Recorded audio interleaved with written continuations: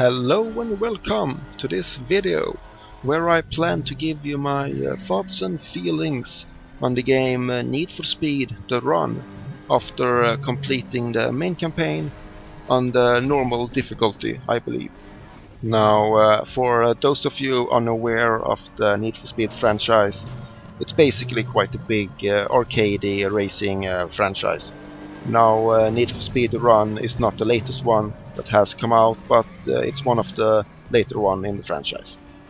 Now, this game really gave me a terrible first impression.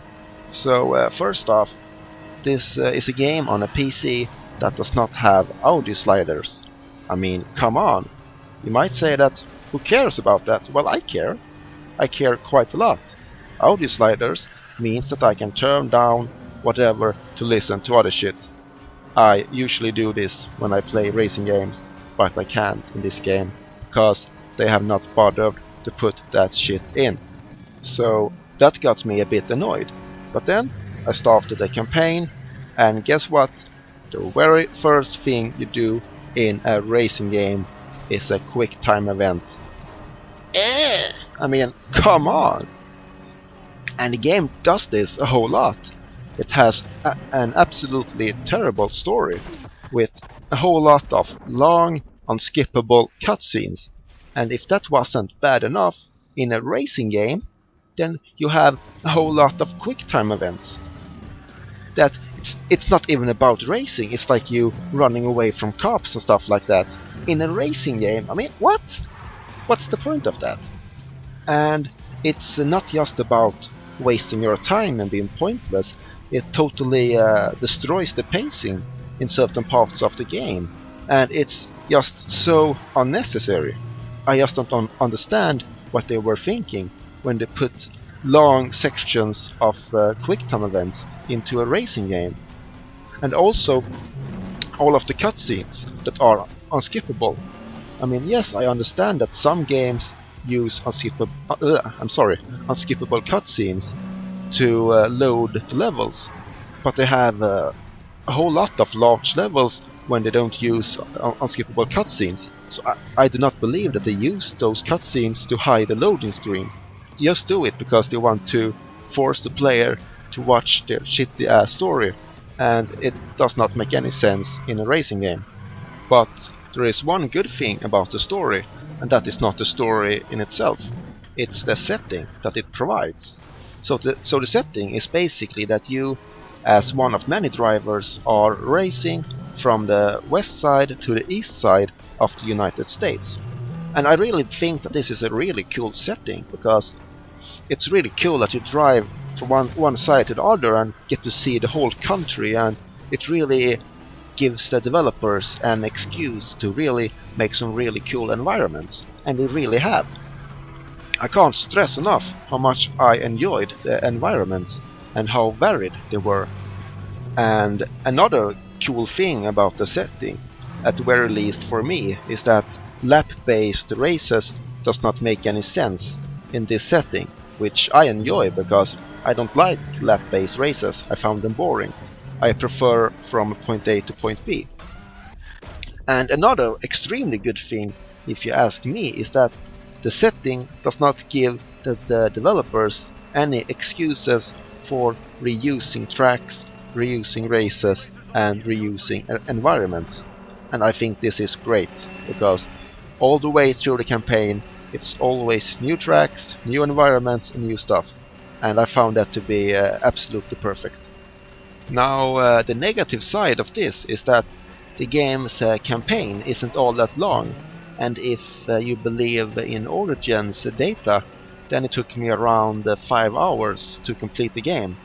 Now, I'm not entirely sure on how accurate this information is, but at the very least, this is not a long game. Now, I paid like €5 for this game, so this is not a problem for me, but I can very much understand people getting upset over this if they paid a whole lot of money for the game. Okie dokie, so how is the gameplay? Well, personally, I think that it is really hard to describe the handling of the cars and stuff like that in a meaningful way.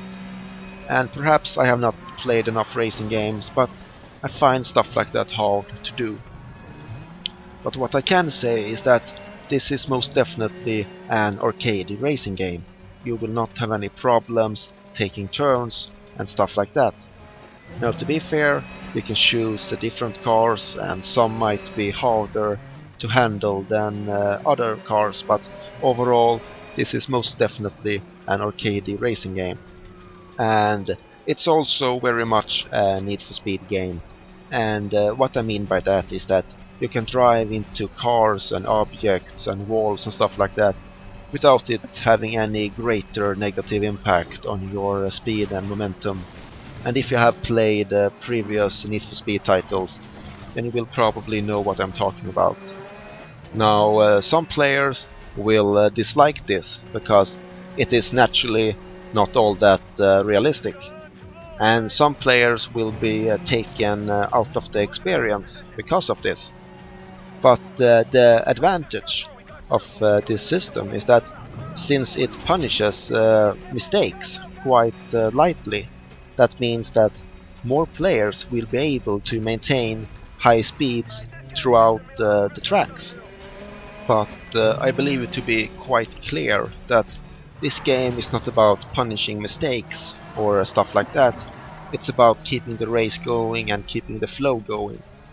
And another way they are doing this is with the rubber banding that this game uses. So this game uses basically two types of rubber banding. One of them is that when you have pursuers, and I'm not talking about racing opponents, I'm talking about police and stuff like that, then the game will use quite easy to notice rubber banding. It's extremely hard to shake off pursuers because they will just fly towards you and then slow down. And the other kind of rubber banding that this game uses is that if you get too far ahead of your opponents, then your opponents will get magical powers. And if your opponents get too far ahead of you, then they will slow down to let you get closer to them. Now, the good thing about this system is that just because you have made an error does not mean that you have lost the race, which is the case in some racing games. And in some racing games, when you make a big mistake, you basically have to restart the race, and that is not the case here. And personally, I think that is a good thing.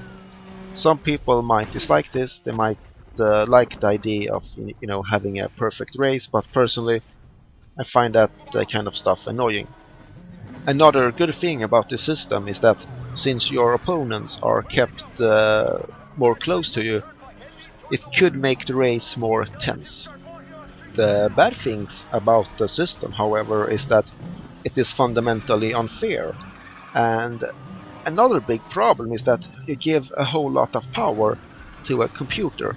And if the rubber banding is poorly designed, then it really screws up the whole gameplay.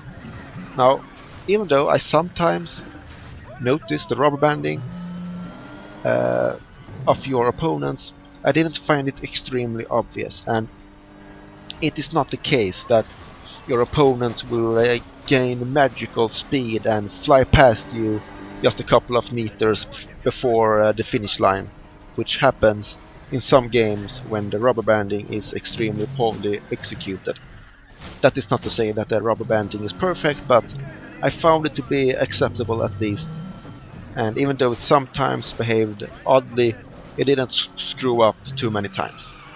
Now, whether or not you will like all of this is very much up to you, because a person like me, who is very much a casual racing game player, for me it's not a big deal if some things are unfair and if the AI cheats and stuff like that. I just want to experience the races and stuff like that. So for me it's not a deal breaker, but I can imagine that this will annoy a whole lot of people. And overall I found the game to be extremely easy, and I'm not especially good at racing games. And I should, by the way, mention that I played it on the keyboard, which I found was fine. But regarding the difficulty, I found the game to be easy. I completed most races in at 1 or 2 times. So that's that.